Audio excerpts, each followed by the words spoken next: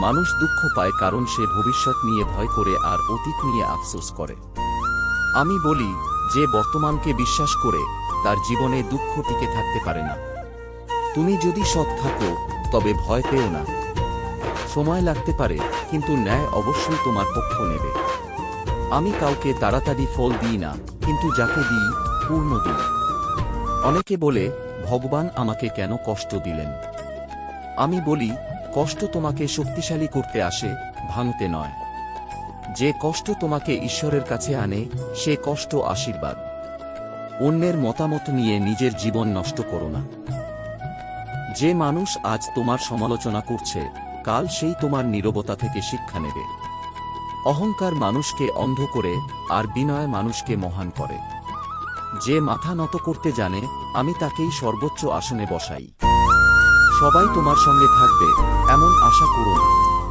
কিছু মানুষ আসে শুধু তোমাকে শক্তিশালী বানিয়ে চলে যাওয়ার জন্য। কর্ম করো, ফলের চিন্তা আমাকে ছেড়ে দাও। কারণ তুমি শুধু চেষ্টা করতে পারো, ফল দেওয়া আমার কাজ। যে আমাকে মনে রাখে কষ্টে, আমি তাকে কখনো ভুলে যাই না। এই রাধে